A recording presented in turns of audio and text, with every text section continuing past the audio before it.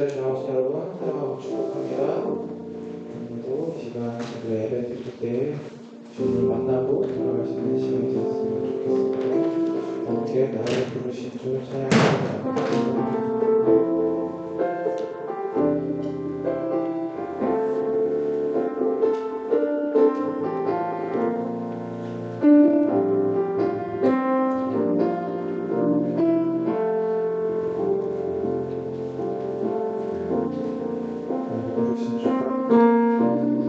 나를 부르신 주가 이루어 주시네.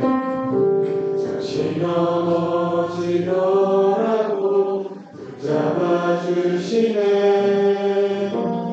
나의 걸어가는 길 동행하시네. 혼자라 생각했던 삶 늘 함께 하셨네. 나 찬양해 언제나 어디서나 누르신 그 뜻대로 나를 지으신 주의 뜻대로 나 찬양해 영원토록 노래하네. 나를 부르신 대로 주를 찬양하며 살아가리라.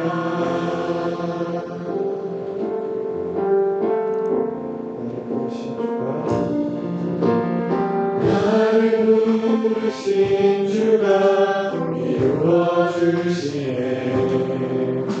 잠시 넘어지더라도 붙잡아 주시네. 나의 걸어가는 길 동행하시네. 혼자가 생각했던 삶 늘 함께 하셨네. 나 찬양해 언제나 어디서나 부르신 그 뜻대로 나를 지으신 주의 뜻대로 찬양해 영원토록 노래하네. 나를 부르신 대로 주를 찬양하며 살아가리라.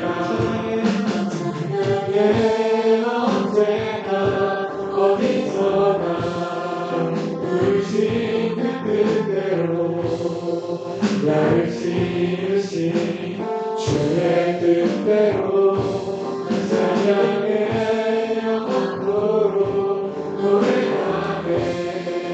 나를 부르신 대로 주를 찬양하며 살아가리라.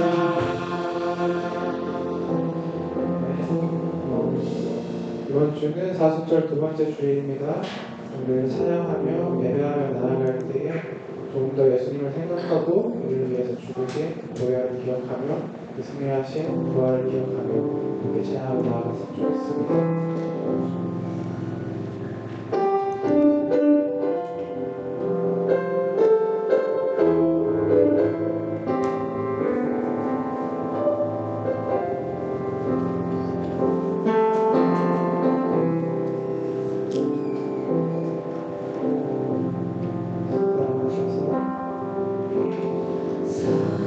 사랑하셔서 오시었네. 말씀하신 대로 본이 되신 예수 얼마나 아프실까. 갈보리 언덕 십자가 사랑하셔서 오시었네.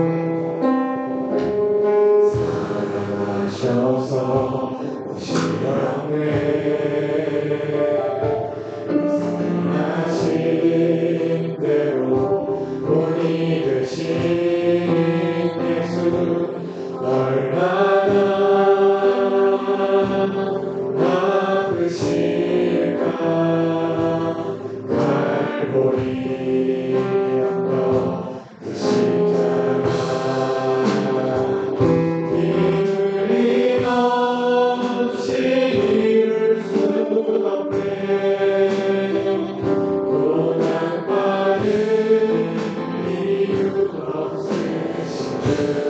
순종하셨네 그 십자가 지셨네 우리 위해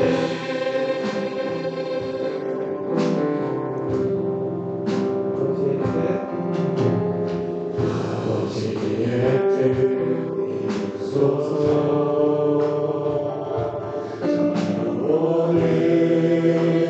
오늘 모두 얻으시니 얼마나 아프실까 저절한 고통 십자가 이을 없이 이룰 수 없네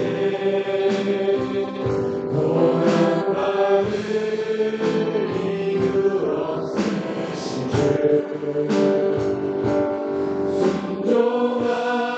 순종하셨네 그 십자가 지셨네 우리 이을림 없이 이룰 수 없네 고난 받을 이유 없으신 주 순종하셨네 그 십자가 지셨네 우리 위해 이 시간 함께 기도하며 나아갑시다. 주님 나를 위하여 지신 그 십자가를 기억합니다. 주님 우리를 위하여 흘리신 그 보혈을 기억합니다. 주님 신이시기 때문에 안 아프셨던 것이 아니었습니다. 주님과 더오셨기 때문에 주님 우리 때문에 너무나도 아프고 고통받고 수치를 당하고 그 어려운 가운데 계셨습니다. 주님 그 이유들이 다른 것이 아니라 나 때문입니다. 주님 나를 사랑하여 주시기 때문입니다. 고맙하시고 우리 감사하며 주님을 기억하며 함께 기도합시다.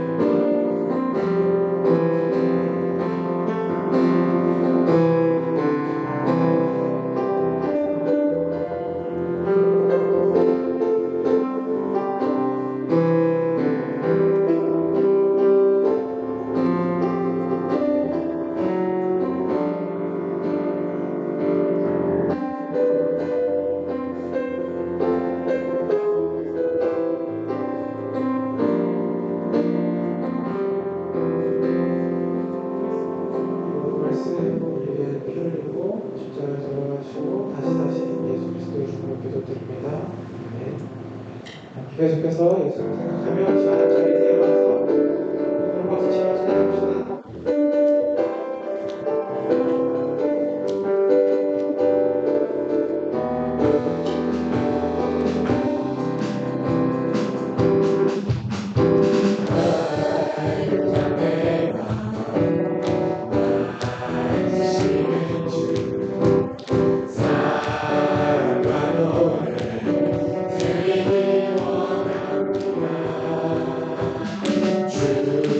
사랑해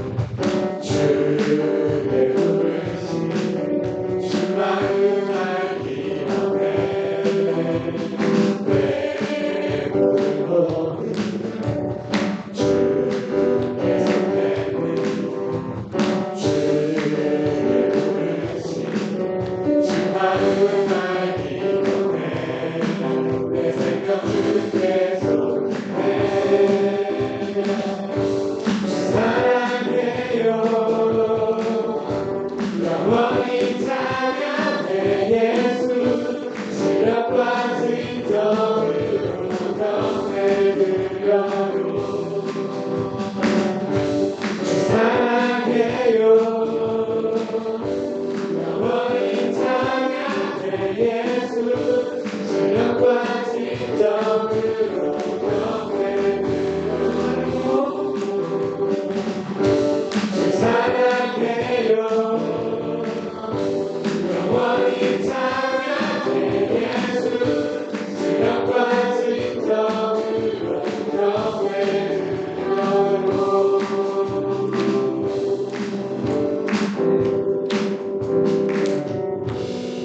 계속해서 주님을 찬양합시다.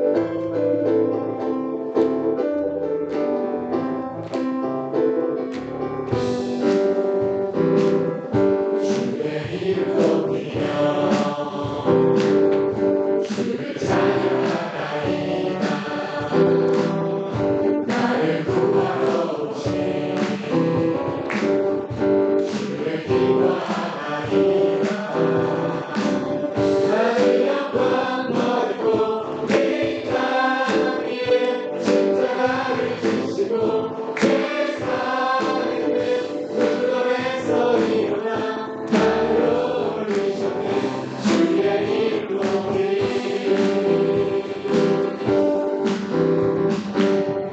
주의 이름 높이며 주를 찬양하나이다 나를 구하러 오신 주를 기뻐하나이다 주의 이름 높이며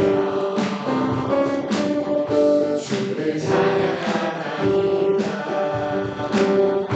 나를 구하러 오신 주를 기뻐하나이다 나의 영광 버리고 이 땅 위에 십자가를 지시고 죄 사함의 무덤에서 일어나 나를 올리셨네 주의 이름 높이 나의 영광 버리고 이 땅 위에 십자가를 지시고 죄 사함의 무덤에서 일어나 나를 올리셨네 주의 이름 높이 승리하였네 어린 양의 보혈로 우리 보혈의 능력으로 서리라 승리하였네 어린 양의 보혈로 주 내게 승리 주셨네 주 내게 승리 주셨네 주여 할렐루야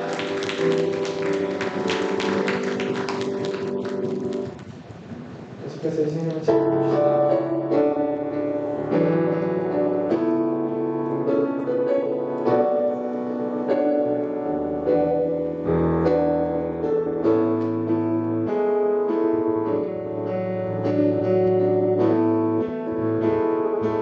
예수를 부르시 예수 아름다우신 위대하신 주님 부활의 주 어린 양 거룩과 공의 새벽별 같은 나의 구주 모든 하늘 찬양해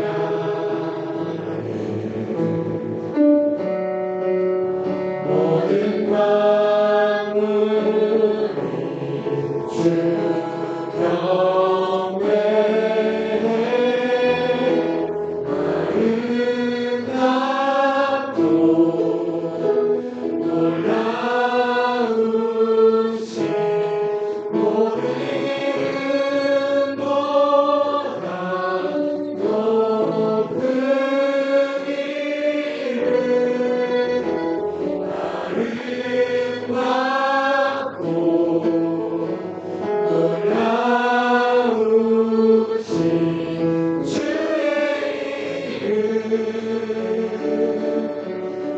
높으신 그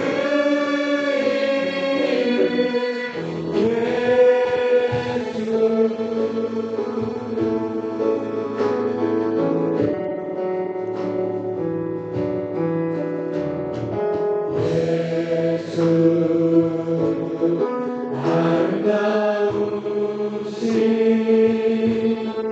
위대하신 주님 부활의 주 어린 양 거룩과 복이 새벽별 같은 나의 구주 모든 하늘 찬양해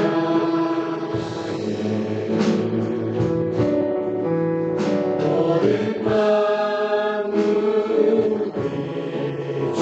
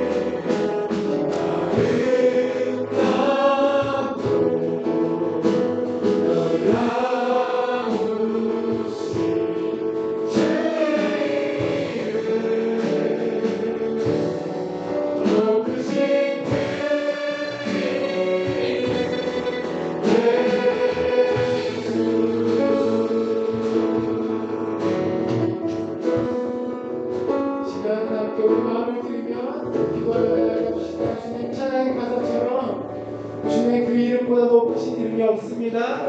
주님, 사망의 권세를 이기신 그 이름입니다. 예수입니다. 주님 그 이름을 우리가 붙들며 살아가게 해 주시옵소서. 우리 삶을 드리며 시간 함께 기도하며 나아갑시다.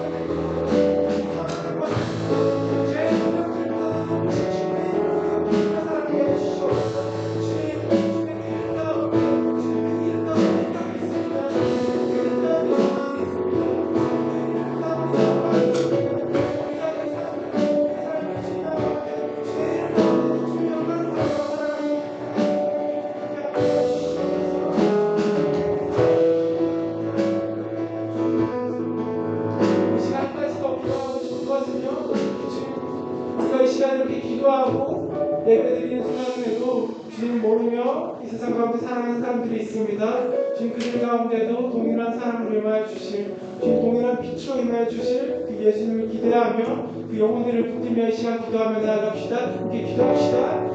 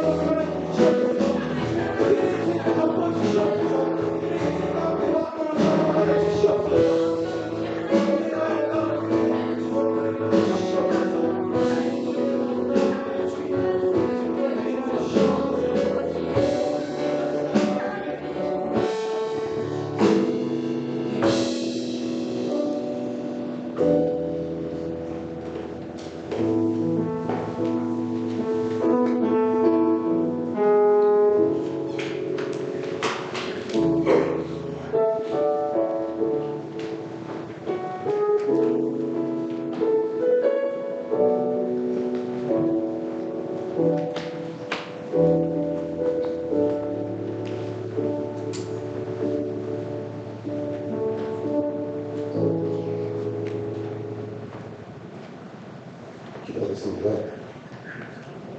사랑하는 하나님 아버지, 우리의 마음과 입술을 열어 당신의 거룩하신 이름을 찬양합니다. 당신은 우리의 창조주이시며 지금도 우리의 인생에서 일하시는 살아계신 하나님이십니다. 당신의 무한한 사랑과 은혜를 찬양드리며 당신의 선하신 손길이 우리 삶 속에서 어떻게 움직이고 있는지를 보며 감사를 드립니다. 당신은 우리의 피난처이시며 모든 상황에서 우리를 인도하시는 빛입니다. 오늘 우리는 당신의 이름으로 모여 예배를 드립니다. 이 특별한 날 2월의 마지막 주일에 모든 것은 단순한 우연이 아닌 당신의 섭리임을 믿습니다. 이 예배가 하나님 앞에 기쁨이 되기를 소망하며 우리 삶에서 당신의 뜻이 이루어지길 간구합니다. 하나님, 이번 학기 졸업을 하여 학위를 받는 지체들을 위해 기도합니다. 이들이 학위를 받는 동안 주신 지혜와 인도하심에 대해 깊이 감사를 드립니다. 또한 졸업 후 하나님께서 앞으로 이들을 걸어갈 길을 인도해 주시며 새로운 단계로 나아가며 맞이할 일들을 통해 하나님의 나라가 이 땅에 세워지는 데 도움이 되도록 필요한 힘을 주시기를 기도합니다. 또한 다가오는 주에 우리가 모일 본 MT를 위해서 기도드립니다.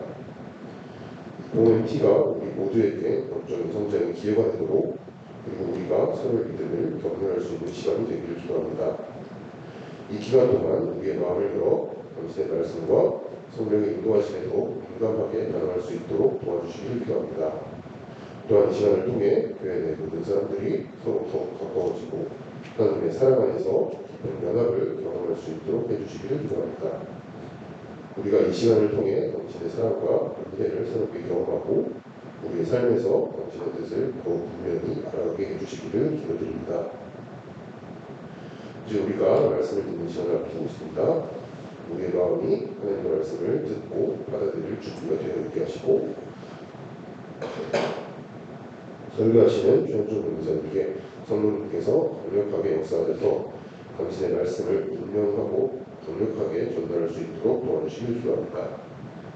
그래서 이 말씀이 우리의 삶에 적용되어 우리가 더욱 하나님을 닮아가고 영적으로 성장할 수 있도록 도와주시기를 기도드립니다.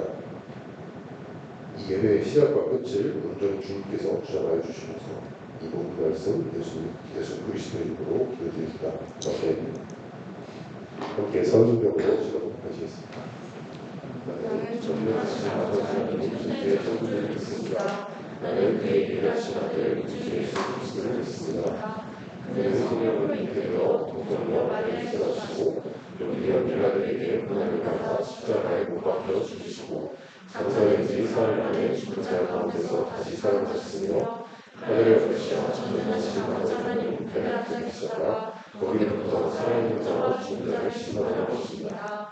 나는 성령을 믿으며 거룩한 공의되어 성도의 교제와 죄를 용서받는 것과 영의 평안과 영생을 믿습니다. 오늘의 말씀은 마태복음 26장 6에서 13절입니다. 제가 읽도록 하겠습니다. 예수께서 베다니 나병 환자 시몬의 집에 계실 때 한 여자가 매우 귀한 향유 한 옥합을 가지고 나와서 식사하신 예수의 머리에 부으니 제자들이 보고 분개하여 이르되 무슨 의도로 이것을 허비하느냐 이것을 비싼 값에 팔아 가난한 자들에게 줄 수 있었겠도다 하더니 예수께서 하시고 그들에게 이르시되 너희가 어찌하여 이 여자를 괴롭게 하느냐 그가 내게 좋은 일을 하였느니라. 가난한 자들은 항상 너희와 함께 있거니와 나는 항상 함께 있지 아니하리라. 이 여자가 내 몸에 이 향유를 부은 것은 내 장례를 위하여 함이니라. 내가 진실로 너희에게 이르노니 천하에 어디서든지 이 복음이 전파되는 곳에서는 이 여자가 행한 일도 말하여 그를 기억하리라 하시니라. 아멘.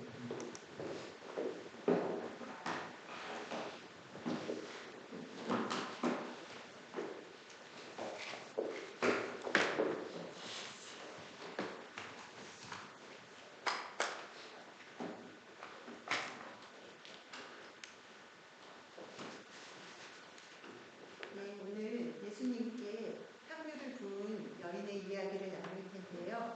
이 이야기는 화면에 이제 나올 텐데 지금 보시는 것처럼 찬양과 가스펠의 가사로 쓰이기도 했고요. 17세기 바로크 시대의 대표적인 화가 루벤스의 작품의 소재가 될 정도로 아주 유명한 미라입니다. 예수님의 탄생과 승천까지 일대기를 기록한 이 사복음서에는 중복되어서 계속 나오는 사건들도 있고 또 어떤 특정한 복음서에만 기록한 사건들도 있습니다. 그런데 이 오늘 볼 향유 부은 여인의 이야기는 마태, 마가, 누가, 요한 사복음서에 다 기록되어 있어요. 예수님의 공생의 사역 중에서 행하셨던 일들 중에서 사복음서에 모두 기록된 것은 얼마 전에 우리 최태웅 교수님께서 설교해 주셨던 오병이어 그 이야기를 제외하고는 오늘 우리가 나눌 향유를 부은 여인의 이야기가 유일합니다. 그런데 표에 있는 것처럼 사복음서에 기록된 이 여인의 이야기는 조금씩 상이한 부분이 있어요.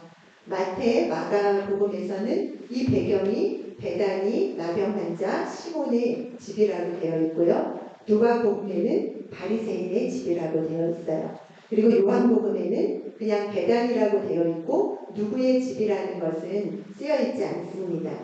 또 마태, 마가복음에는 향유를 부은 자가 한 여자다 이렇게 되어 있고요. 누가복음에는 죄를 지은 한 여자, 요한복음에는 나사로의 동생 막달라 마리아였다고 그 이름을 밝히고 있어요. 또 이 여인을 보고 사람들이 화를 냈는데요. 마태복음에서는 제자들이 이 여인을 보고 화를 냈고 마가복음에는 어떤 사람들이 화를 냈고 요한복음에는 가룟 유다가 화를 내었다고 가룟 유다를 지목하고 있습니다. 누가복음에만 사람들이 이 여인을 비난한 내용이 나오지 않고요. 그 대신 누가복음에는 집주인인 시몬이 예수님을 의심하였다가 예수님께 책망을 받는 내용이 나옵니다. 이런 차이점들 때문에 사복음서에 나오는 이 여인의 이야기를 하나의 사건으로 보기도 하지만 두 개의 사건으로 보기도 하고 혹은 세 개의 사건으로 보는 견해들도 있습니다. 분명히 사복음서의 기록이 차이점이 있기는 하지만 그렇다고 저는 이것이 완전히 서로 다른 사건이라고 단정하기에는 어렵다고 생각을 해요. 왜냐하면 배단이 나병 환자 시몬이 누가복음에 나오는 바리새인이었을 수도 있고 또 요한복음에서 베다니에서 예수님과 사람들을 위해서 잔치를 베풀었던 인물과 동일 인물일 수도 있기 때문이죠. 또 그 마태복음, 마가복음에 나오는 한 여자가 누가복음에 죄를 지은 한 여자일 수도 있고 요한복음에 나오는 나사로의 동생 마리아와 동일 인물일 수도 있기 때문이에요. 그래서 오늘은 여러 가지 견해들이 있기는 하지만 이 마태, 마가, 누가, 요한복음에 기록된 향유 부은 여인의 이야기를 한 이야기라고 전제하고 말씀을 나눠보려고 합니다. 다 아시는 것처럼 여인이 부은 향유의 가격 300데나리온은 노동자의 300일의 임금을 합친 액수죠. 지금으로 말하면 적어도 약 3천만 원에서 5천만 원 정도 되는 액수예요. 만일 쿨한 요즘 MZ들이 이 배단이 시몬의 집에 있었다면 어땠을까요? 제가 이렇게 상상해 봤는데요. 오, 플렉스! 오, 대박! 예, 이러면서 막 환호성을 지르면서 인증샷을 찍고 SNS에 올리고 도대체 저 향수 브랜드는 뭔가 하고 검색해보지 않았을까요? 그런데 당시 그곳에 있던 제자들과 사람들은 이 여인에게 막 화를 내고 여자가 향유를 허비했다고 비난했습니다. 여러분들은 어떻게 생각하세요? 이런 고가의 향수를 집에 싸놓고 살지는 않았을 텐데 이왕 이거를 깨뜨리려면 정말 제자들의 말대로 이 향수를 팔아서 가난한 사람을 도와줬더라면 훨씬 더 의미가 있지 않았을까요? 구제도 하고 사람들에게 인정도 받고 죄 지은 여자라는 낙인을 뗄 수 있는 기회를 이 여자가 허비한 건 아닐까요? 그런데 예수님의 평가는 달랐어요. 예수님은 마태 마가복음에서 그녀를 괴롭게 하지 말라. 그녀가 나에게 좋은 일을 했다. 온 천하에 어디서든지 이 복음이 전파되는 곳에서는 이 여자가 행한 일도 말하여 그를 기억하리라. 이렇게 말씀하셨어요. 정말 예수님의 말씀대로 이 여인의 이야기는 사복음서에 기록되어서 복음이 전해지는 곳에서 이 여인에 대해 말하고 오늘 우리도 이 자리에서 이 여인에 대해서 이야기를 나누고 있습니다. 그리고 또 찬양의 노랫말이 되어서 널리 불려지고 대가의 화폭에 담겨져서 앞으로도 이 그림을 보는 사람들마다 이 여인을 계속 기억하게 될 것입니다. 사람들은 이 여인의 행동을 허비로 보았지만 예수님은 헌신으로 보셨습니다. 허비와 헌신은 어떤 분기점에서 갈라지는 걸까요? 우리가 어떨 때 허비라는 단어를 쓰죠?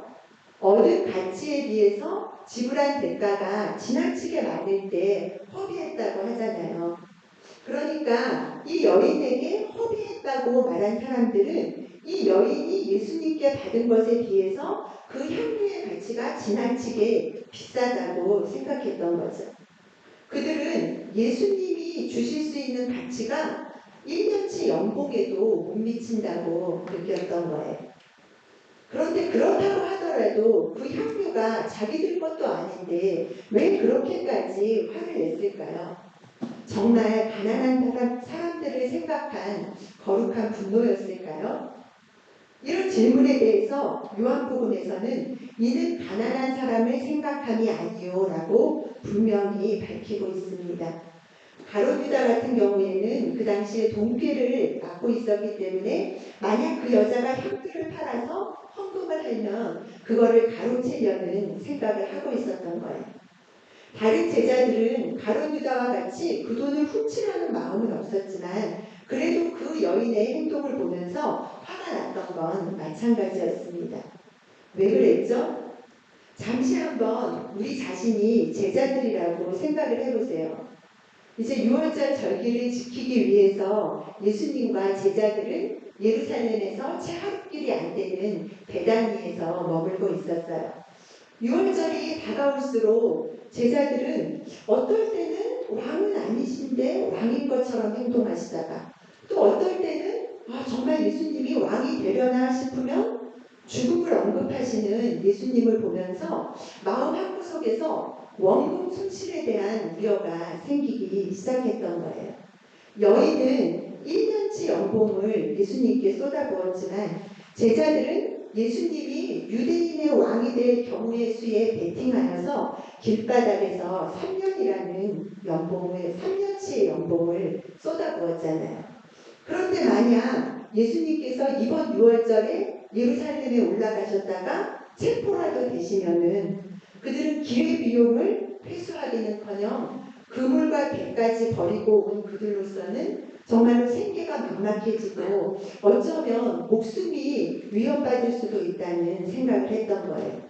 그러니까 혹시 저 여인이 저걸 팔아서 헌금을 하면 가지고 있다가 여차했을 때 12분의 1로 나누면 도피 자금으로 쓸 수 있겠다 하는 생각을 했을 수도 있을 것 같아요. 그런데 그냥 그거를 한 방에 깨트려서 예수님께 부어버리니까 급발진을 하게 된 것 같습니다. 이와 정반대의 상황을 가정하더라도 여인의 행동이 제자들을 자극한 것은 마찬가지였습니다. 정말 이번 6월절 명절에 예수님이 예루살렘에 올라가셨는데 무리들이 예수님을 왕으로 추대하면 자기들 중에 누가 예수님의 가장 1등 공신이 되어서 예수님의 옆자리에 앉을 수 있을까 서로 마일리지를 끊임없이 비교했던 아주 예민한 시기였어요. 그런데 이 디데이를 얼마 남겨두지 않는 날에 어느 날 이 여인이 다크호스로 등장하게 된 거죠. 엿새 후 6월절에 예수님이 왕의 자리에 만약 앉으신다면 누가 예수님의 뇌리에 가장 강력하게 남아있을까요? 가장 최근에 가장 드라마틱하게 헌신을 보여주었던 이 여인이 아니겠어요? 우리가 흔히 후각이 가장 기억에 강력하게 남는다고 하잖아요. 그러니까 가정도 직장도 버리고 예수님을 따랐던 제자들은 예수님의 최측근 자리를 이 여인에게 빼앗길 수도 있다는 불안감이 생기게 된 거죠. 제자들의 화는 이런 위기감이 표출된 것이라고 볼 수 있을 것 같아요.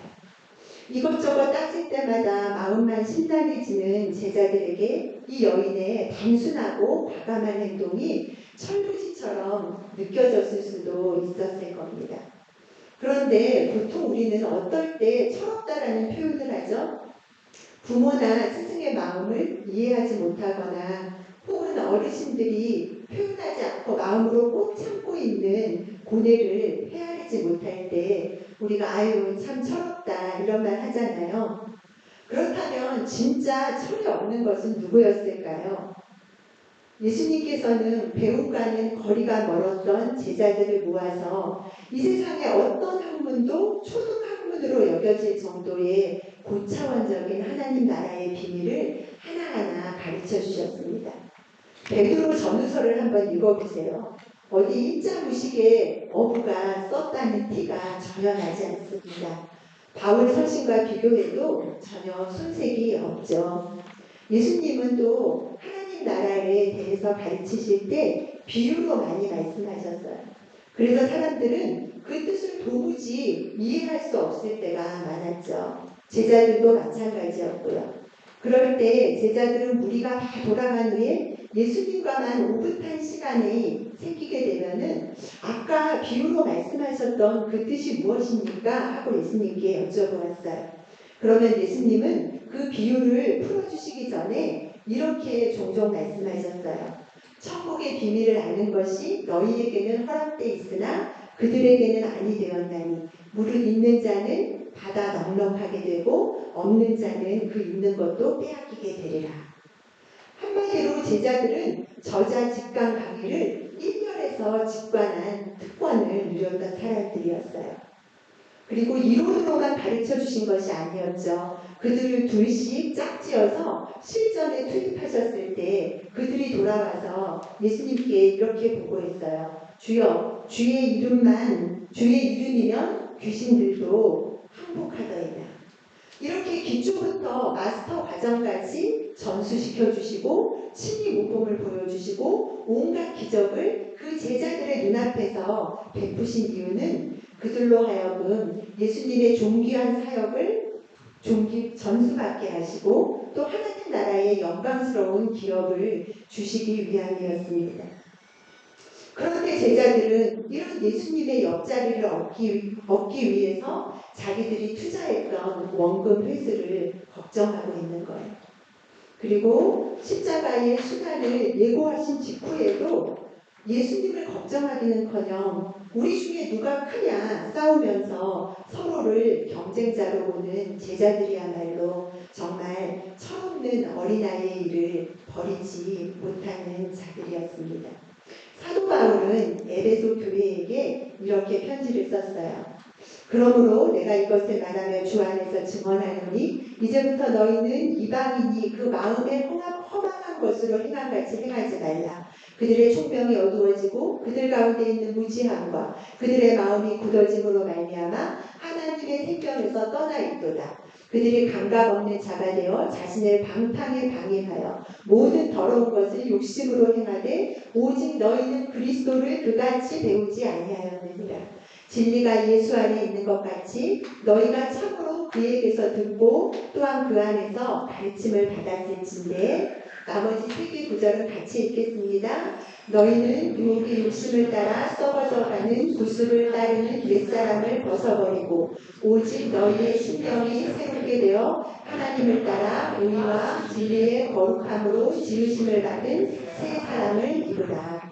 제자들은 3년 동안 예수님과 동거동행하면서 그리스도를 그같이 배우지 않았던 자들이었습니다. 참으로 예수님께로부터 듣고 그 안에서 가르침을 받았지만 욕심을 따라 썩어져가는 구습을 따르는 옛사람을 버리지 못하여 새 사람을 잊지 못한 그 제자들의 눈에는 예수님께 부은 향유가 허비로 보였던 것이었어요. 예수님은 3년 동안 제자들을 먹이고 또 입히고 쪽집게 가열을 시켜서 천국의 비밀을 가르쳐 주셨습니다. 오병이어로 천국을 맛보게 하시고 천국의 능력을 주셔서 천국이 임한 것을 확인하게 하셨습니다. 이런 예수님의 노력을 허비한 것은 제자들이었죠. 화를 내야 한다면 아마 예수님이 제자들에게 내셔야 했겠죠. 예수님이 그들에게 주신 것은 이 세상의 어떤 부하로도 살 수 없는 귀중한 것이었지만 제자들은 혹시라도 예수님이 잡히시거나 예수님이 왕이 되셨을 때 그 좌우편 자리를 빼앗기게 되면 그들의 인생은 결과적으로 허비한 것이라고 생각했던 거예요. 이런 제자들의 사고방식으로 본다면 자기 아들을 죄인들과 바꾸신 하나님이야말로 허비의 최고봉이 아니실까요? 예수님의 십자가야말로 낭비벽의 극치이고 우리에게 입혀주신 그 의의 옷은 향유 옷과는 비교도 안 되는 사치의 절정이라고 말할 수 있겠습니다. 그러나 천년을 하루같이 참으신 하나님의 시간 낭비 그리고 신성을 깨뜨리신 예수님의 허비가 없었다면 우리는 구원을 알지도 못하고 소망하지도 못하고 구원을 받을 수도 없었을 것입니다. 지금부터는 좀 다른 시각으로 이 사건을 조명했던 누가복음을 관찰해 보려고 하는데요. 예수님은 나병 환자이자 바리새인이었던 시몬의 집에 초대를 받으셨다고 했잖아요. 그런데 좀 걸리는 부분 없으세요? 이스라엘은 율법에 따라 나병을 전염병으로 규정하고 나병 환자가 공동체와 같이 하는 것을 철저하게 분리하고 있었습니다. 예수님 당시에도 그 정책이 그대로 시행됐던 흔적이 신약에서 나타나고 있어요. 그런데 나병 환자 시몬이 예수님과 사람들을 자기 집에 초청해서 잔치를 벌인 거죠. 만약 시몬이 과거에 나병에 걸렸다가 다 완치됐다면 굳이 마태와 마가가 이 시몬을 나병 환자 시몬이라고 기록하지는 않았을 것 같아요. 그렇다면 나병 환자 시몬이라고 명심한 이유가 무엇일까요? 아마도 시몬이 과거에 나병이 심하게 걸렸다가 이제 다 낫기는 했지만 그 이후로도 종종 경미한 증상들이 나타나는 경우가 있었기 때문에 완치로 볼 수 없는 그였기 때문에 아마 마태와 마가는 시몬을 나병 환자라고 수식어를 붙였던 것 같아요. 이 사건 당시에는 물론 별다른 증상이 없었기 때문에 이 시몬이 사람들을 자기 집으로 초대했겠죠. 아마도 시몬은 언제 재발될지 모르는 이 자신의 고질병을 예수라는 선지자가 고칠 수 있지 않을까 하는 기대 때문에 예수님을 자기 집으로 초대했던 것 같습니다. 앞에서 말한 것처럼 누가는 다른 세 개의 복음서와는 다른 포인트를 강조하고 있는데요. 아마도 누가의 직업이 의사였기 때문에 다른 사람들의 시선은 값비싼 향유에 쏠렸지만 누가는 환자 시몬에게 시선을 더 향하고 있던 것 같습니다. 시몬은 여인이 예수님의 발에 향유를 붓는 것을 보고 속으로 이 사람이 만일 선지자였다면 자기를 만지는 이 여자가 어떤 죄를 지은 죄인인 줄을 알고 가까이 오게도 하지 못했을 텐데 하고 생각하고 있었어요.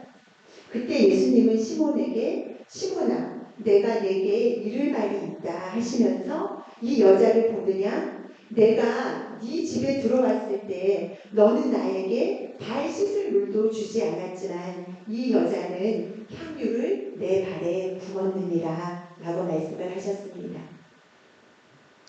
시몬이 감히 예수님께 가까이 나올 자격도 없다고 생각했던 막달라 마리아에 대한 설명이 마가복음 16장에 나오는데요. 예수님이 안식 후 첫날 이른 아침에 살아나신 후 전에 일곱 귀신을 쫓아내주신 막달라 마리아에게 먼저 보이셨다고 합니다.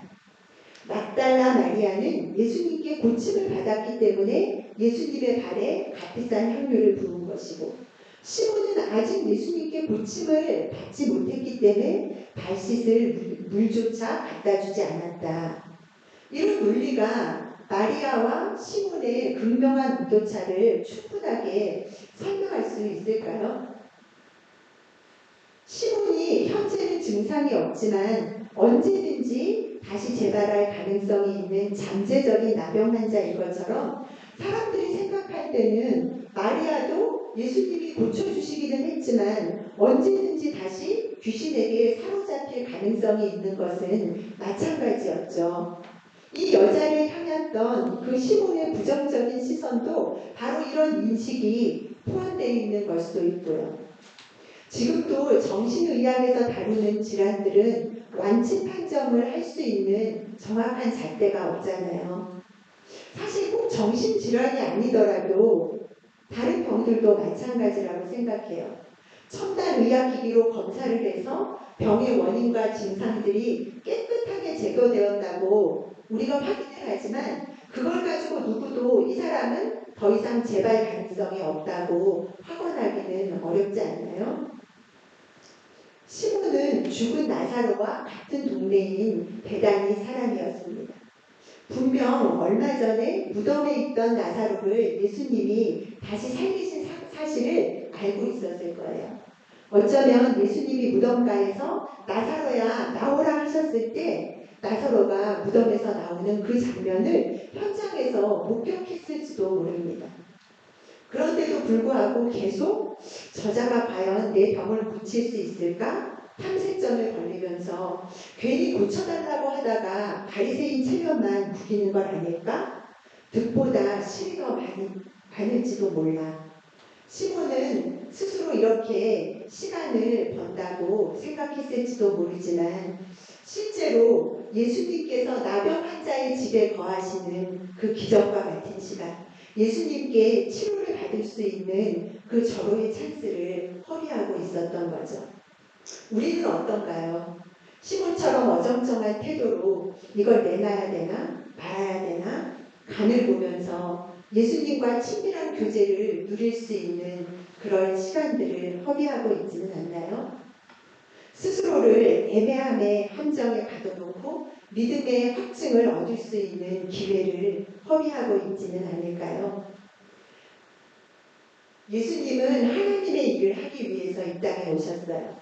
그런데 제자들은 하나님의 일이 아니라 사람의 일을 생각하느라고 받은 가르침과 부르심을 허비했고요.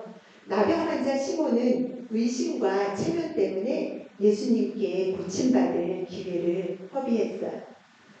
요즘 PRS에서 복음서를 우리가 읽고 있잖아요. 복음서에는 예수님께 고침을 받은 사람들이 많이 등장하죠. 그 중에 마태복음 5장은 전체가 예수님의 치유 사역에 관한 이야기로 채워져 있습니다.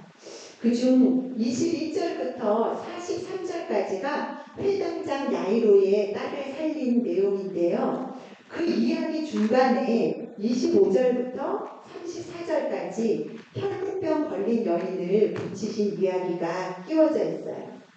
예수님이 야이로의 부탁을 받고 그의 딸을 고치러 가던 도중에 혈루병을 앓던 여인이 예수님의 옷에 손을 대어 고침을 받는 이야기죠.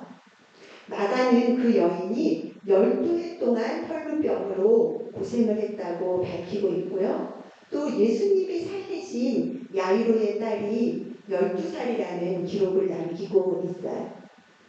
12는 이스라엘에게 특별한 숫자죠. 12지파, 12제자. 계시록에도 구원받은 성도의 수가 12 곱하기 12 곱하기 1000, 14만 4천으로 기록되어 있습니다. 마가가 의도적으로 이렇게 한 이야기 안에 두 사건을 묶어놓고 12이라는 숫자를 반복하고 있는 것은 바로 이 두 사람의 모습이 그 당시 이스라엘의 모습이었기 때문이에요. 혈루병은 염색체 이상으로 혈액이 우고되지 않아서 인체 내부에서 계속 출혈이 일어나는 병이라고 해요. 이 여자는 그 병을 고치기 위해서 찾아간 많은 의사에게서 많은 괴로움을 받았고 가진 것도 다 허비했고 아무 효용도 없고 도리어 그 병이 더 심해졌다고 합니다. 26절에 허비라는 단어가 또 나오죠. 이 여인은 효용도 없는 것을 찾아다니느라고 12해 동안 괴로움을 당하고 세월을 허비했습니다. 마가는 이 여인을 통해서 인생의 무거운 죄와 괴로움을 고칠 수 없는 우상들을 쫓느라고 하나님의 약속과 복을 허비하고 고통을 당하고 있는 이스라엘의 모습을 깨닫게 하고 싶었던 것 같아요. 그런데 비단 그 시대만 그럴까요? 이 여인의 모습은 세상의 거짓 신화에 끌려다니느라고 예수님의 피와 예수님께서 주신 영생을 허비하는 이 시대의 그리스도인들의 슬픈 자화상이 될 수도 있을 겁니다. 예수님이 이 여인과 대화하느라고 잠시 멈춘 사이에 야이로의 집에서 하인이 와서 당신의 딸이 죽었다는 소식을 전하죠. 그러나 예수님은 두려워하지 말고 믿기만 하라고 하시고 그 집에 들어가셔서도 소녀가 죽은 것이 아니라 자는 것이라고 하셨어요. 그리고 누워있는 소녀의 손을 잡고 달리다쿰 소녀야 일어나라고 하십니다. 그리고 소녀가 일어나자 먹을 것을 주라고 하셨어요. 이 소녀 역시 오래된 메시아 약속의 지연으로 낙심의 잠에 취해 있어 먹지도 않고 성장을 멈춰버린 이스라엘의 모습을 상징하는 것이죠. 지금 이 시대의 기독교 영성은 어떤가요? 영의 양식을 먹고 자라나야 할 때 영적 게으름에 빠져서 찾아오신 예수님의 손을 잡고 일어날 그 기회를 허비하고 있지는 않나요? 지난주에 우리 서울대학교에서 학부, 대학원, 그리고 졸업하고 3년, 13년간 신앙생활을 했던 진한 형제의 파송식이 있었잖아요. 보통 파송식을 하면 감사의 말을 많이 전하는데요. 아마 갑자기 나와서 인사를 하려니까 당황해서 그런 것도 있겠지만 13년 동안 신앙생활에서 아쉬웠던 부분들을 진한 형제가 많이 나누어 주었어요. 모태신앙으로 어릴 적부터 교회를 다녔는데 언젠가부터 자연스럽게 빛과 소금으로 살아가야 되겠다는 마음을 먹게 되었다고 했죠. 그래서 그 마음으로 대학에 올 때 화학과를 지원했고 또 대학 졸업 후에 진로를 고민할 때도 그런 마음으로 대학원 진학을 선택했고 또 그 빛과 소금이 되겠다는 마음으로 열심히 연구에 매진했다고 했어요. 그렇지만 그 과정 중에 너무 무게중심이 학업에 쏠리게 되면서 빛과 소금이 되겠다는 사명이 희미해졌던 그 시간들이 참 아쉽다라는 소감을 나누어 주었죠. 네. 주중에 이 말이 계속 생각나서 진한 형제가 다시 주님과 친밀히 교제하면서 빛을 발할 수 있도록 등잔에 기름을 채우고 또 소금의 짠맛을 잃어버리지 않게 해달라고 기도를 드렸어요. 작년에 보스턴에 간 승찬 형제가 파송식 때 이야기했던 것도 생각이 나는데요. 대학원 생활을 하면서 퇴근하다가 오늘 연구한 것을 되짚어보면 오늘 늘 잘했다라는 평가를 내렸던 날이 거의 없어서 참 불만족스러웠던 시간이 많다라고 고백을 했죠. 이번 주 금요일에 제가 희수자매에게 뭘 부탁을 했어요. 그래서 희수자매가 금요 기도회에 와서 저에게 그것을 가져다 주고는 선생님 오늘은 10시까지 실험이 있어서 제가 안타깝지만 그냥 가야 돼요 하고 돌아갔어요.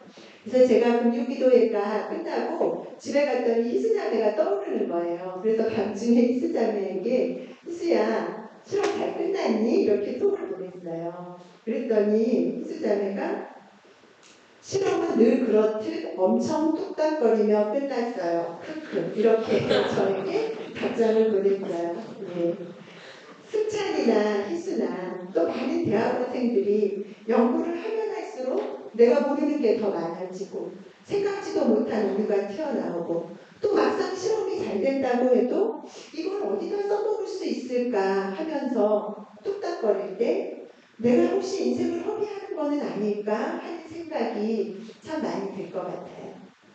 그래서 승찬 형제는 어느 날부터 퇴근하면서 오늘 내가 얼마나 실험을 잘했나 라는 질문을 오늘 얼마나 내가 예수님과 함께 했냐라는 질문으로 바꿨다고 이야기했던 거 생각나세요? 대학원 생활에 군대에서 나온 명대사 아닌가요? 그렇게 생각을 했더니 뚝딱거리며 허무하게 시험을 마친 날에도 난 오늘 하루를 허비한 것이 아니다 라는 생각이 들어서 많은 위로를 받았다는 나눔을 해주었었죠. 저는 그래서 참 공동체가 중요하고 좋은 것 같아요. 똑똑한 사람은 자기 경험에서 배우는 사람이고 지혜로운 사람은 남의 경험에서 배우는 사람이라는 말이 있잖아요.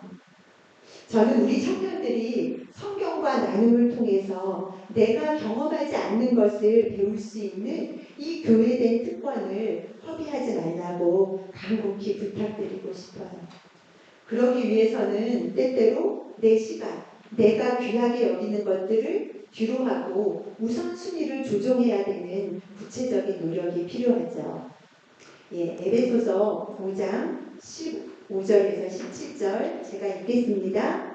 그런즉 너희가 어떻게 행할지를 자세히 주의하여 지혜 없는 자같이 하지 말고 오직 지혜 있는 자같이 하여 세월을 아끼라. 때가 악하니라. 그러므로 어리석은 자가 되지 말고 오직 주의 뜻이 무엇인지 이해하라. 세월을 아끼라를 NIV에서는 Making the most of every opportunity, 기회를 최대한 활용하라고 번역했어요. 개역개정보다는 이 NIV가 더 해상어 원문의 뜻을 잘 반영하고 있는 번역이라고 생각해요. 그냥 무조건 시간을 아끼라는 뜻이 아니기 때문이에요. 도리어 좋은 것을 얻기 위해서 시간을 아낌없이 투자하라는 뜻이죠.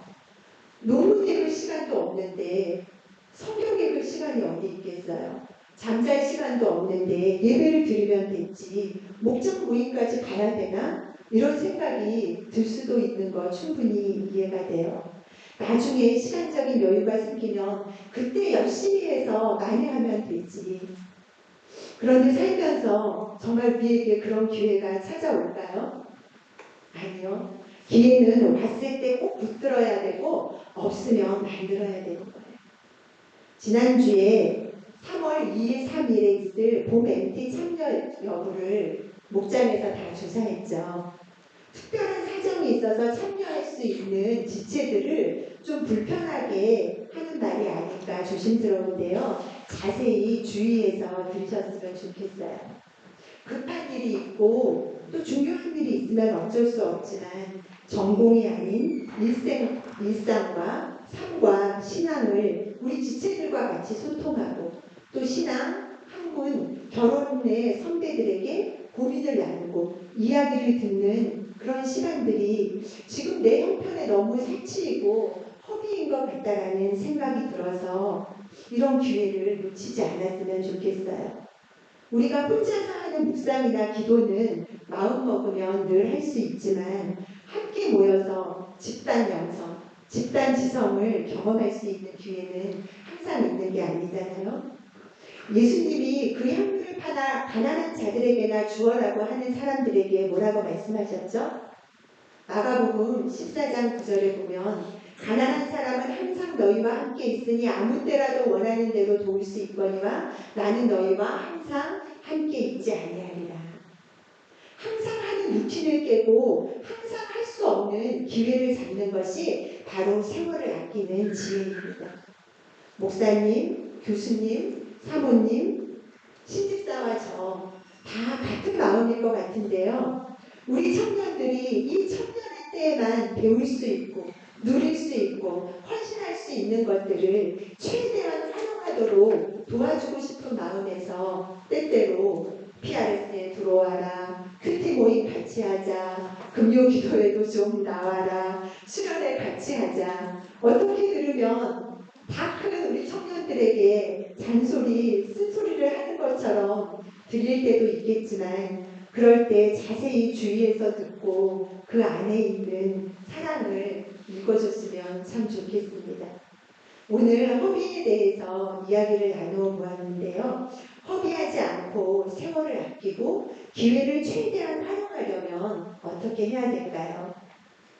나의 시간, 나의 선택을 6하 원칙으로 정리해서 생각해 보면 좋을 것 같아요. 누가, 내가, 언제, 나의 때에, 어디서, 내가 원하는 곳에서, 무엇을, 내가 원하는 것을, 어떻게 많은 사람들이 살아가는 방식으로. 왜? 나만 허비하고 손해볼까봐 두려워서. 신앙은 바로 이런 자기중심의 패턴을 바꾸는 거예요. 누가? 하나님께서. 언제? 하나님의 때에. 어디서? 하나님이 부르신 곳에서. 무엇을? 하나님이 약속하신 것을. 어떻게? 좋고 협착할지라도 하나님의 약속을 붙들고 감사와 자원하는 심령으로. 왜? 헌신이 허비가 되게 하시지 않는 하나님의 신실하심을 믿고 의지하기 때문에. 향유 부는 여인에게 모두가 허비라고 말할 때 예수님께서는 그가 내게 좋은 일을 하였다고 말씀하셨죠. 예수님께 나아가고 예수님 앞에 엎드리고 내가 가진 귀한 것을 드리는 것은 허비가 아니에요. 손해는 더더욱 아니죠. 짐 엘리엇은 1996년에 아우카족에게 복음을 전하기 위해서 아마존으로 갔다가 며칠이 되지 않아 죽음을 당했던 선교사죠. 그는 이렇게 말했어요.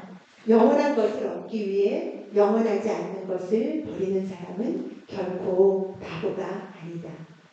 당시 신문에서는 그의 죽음을 웨이스트, 낭비라고 논평하였지만 2년 뒤 그의 아내가 아우카 부족에게 가서 복음을 전하면서 그 종족이 다 복음화되었다고 해요.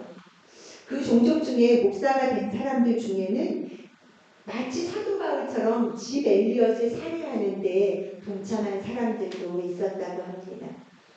짐 엘리엇은 예수님께 좋은 일을 했고 주님은 그것이 허비가 되지 않게 하셨습니다.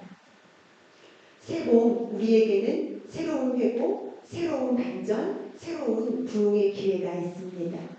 눈물로 씨를 뿌린 자가 기쁨으로 단을 거두게 하시는 주님이 초대하신 자리에 우리가 있기를 원합니다.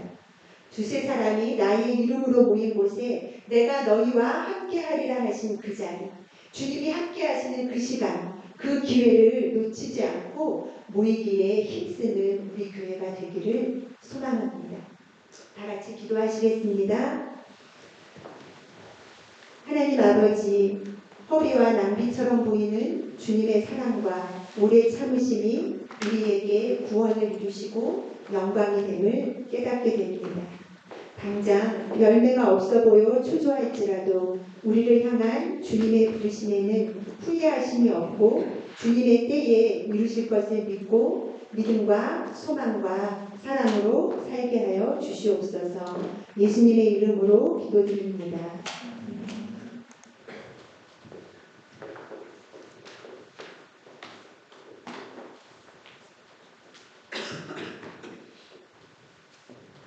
말씀 감사합니다. 시간 가지도록 하겠습니다.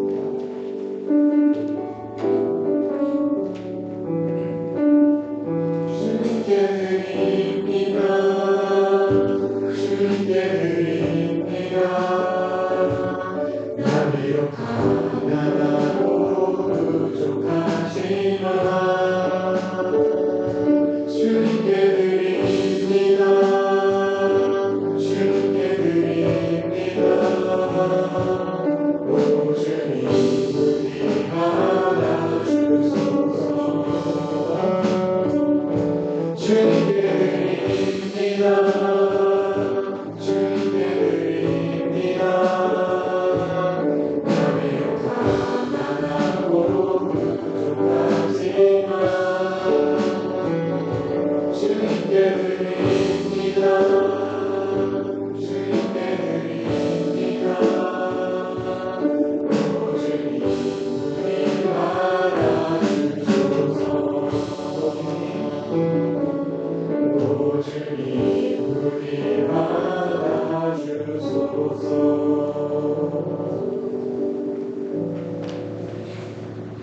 사랑의 하나님 감사합니다.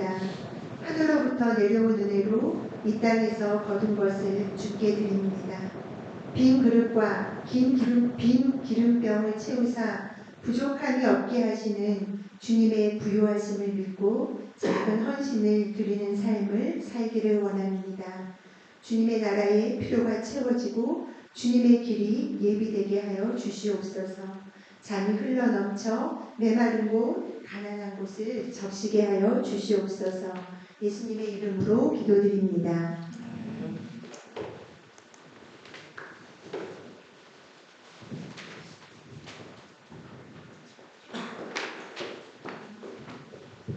예, 광고는 몇 먼저 우리 주보에 여기 나와 있죠. 선생님 새로 말씀 이렇게 전해주셨는데 3월 2일 돌아오는 토요일이죠. 토요일 그래서 우리 MT를 떠납니다. 원래는 수련회라고 이름을 하려고 했었는데 여러분 부담 없이 참여를 하셔서 마음껏 또 함께 즐기고 또 나누는 시간이 되게 하자는 보험 MT라고 이름을 바꿨습니다.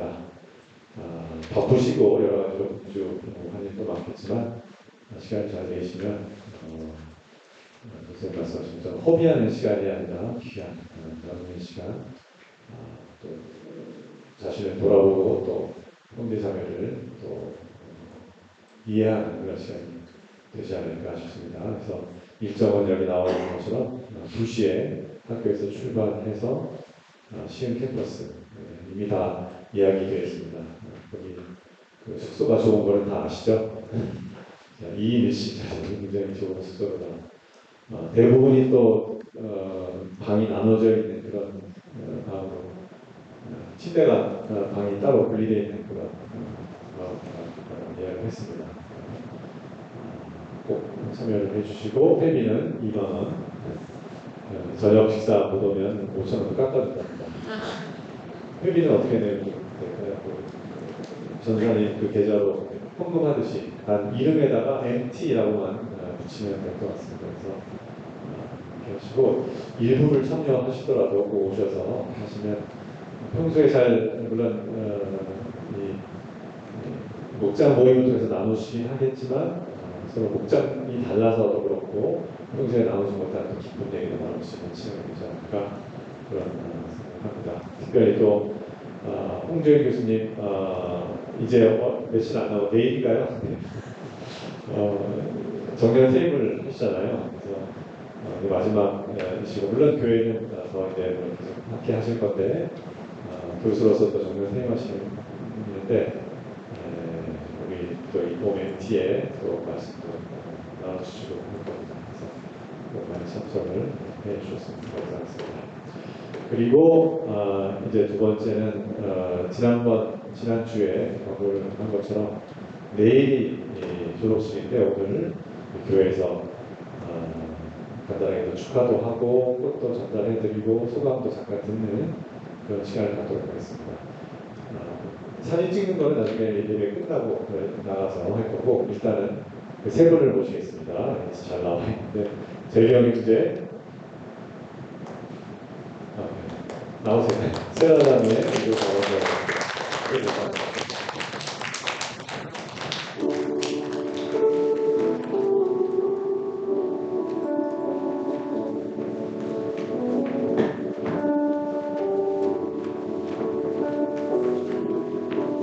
일단 꽃이 먼저 전달해주세요.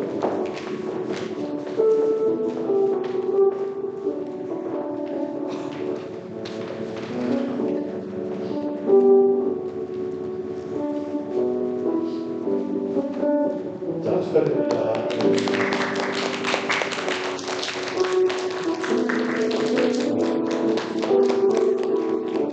네, 소감을 잠깐 좀 말씀해 주실 텐데요.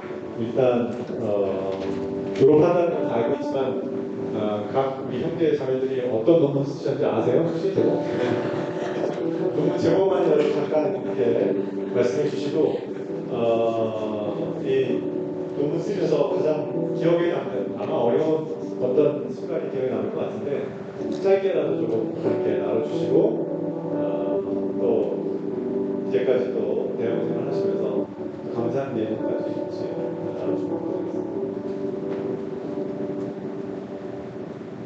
네. 김재경 형제입니다. 우선 먼저 감사드립니다.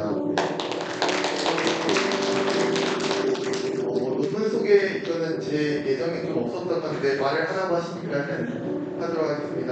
저는 지금 협동과정 조경학에서 조경공학을 공부를 하고 있습니다. 그리고 Development and Application of HCFP 모델이라는 주제로 박사학위 논문을 썼습니다. 최대한 대가적으로 좀 보이고 싶어서 논문 제목을 짧게 썼습니다. 그리고 우리 사회가 겪고 있는 기후변화로 기인하는 많은 재난지혜들을 어떻게 해결할 수 있을지 이것을 공학적으로 해결하고자 하는 그런 시도들을 담았습니다. 그래서 제가 HCFP 모델이라는 것을 만들었고 또 그것을 도시열성이나 홍수에 좀 적용하는 그런 연구를 하였습니다.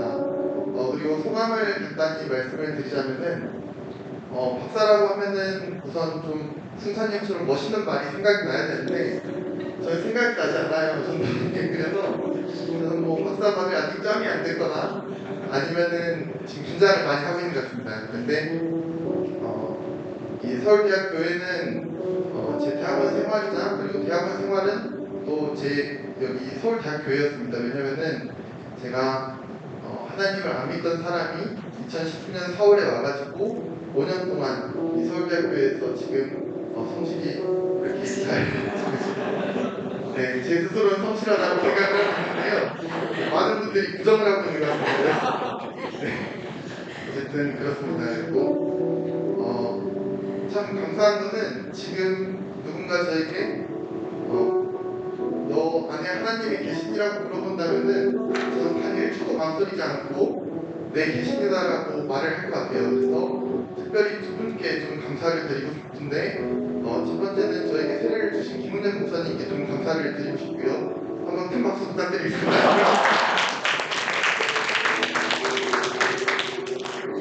그리고 두 번째는 매일 저희와 함께 졸업하신 홍정희 교수님께 좀 감사를 드리고 싶은데 제가 방황을 하고 있을 때 매주 저를 불러다 앉혀놓으시고 성경 공부를 해주셨어요. 그래서 너무 감사하다는 말씀 드리고 싶고 홍 교수님께도 한번 감사합니다. 제가 또 향후 진로도 잘 해결되어서 하나님과 여기 계신 또 지체분들께 정말 감사하다는 말씀 드리고 싶습니다. 예, 감사합니다.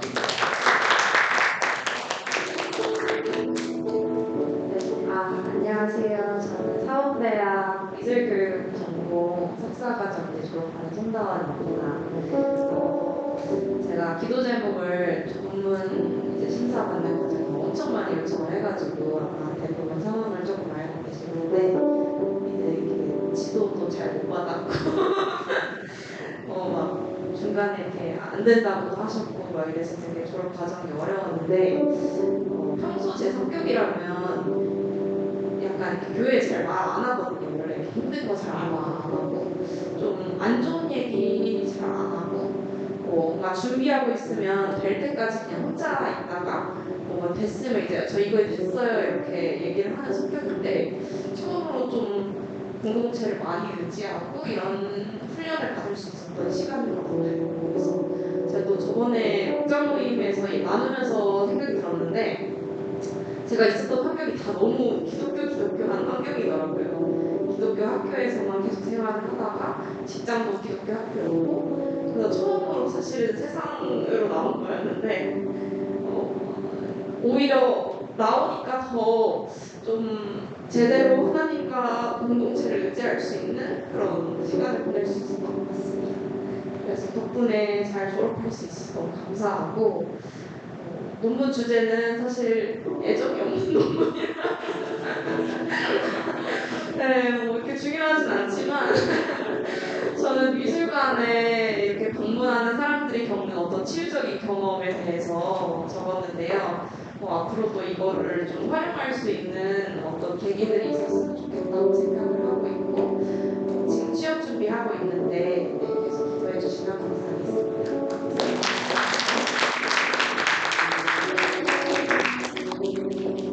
안녕하세요. 홍세라 자매입니다.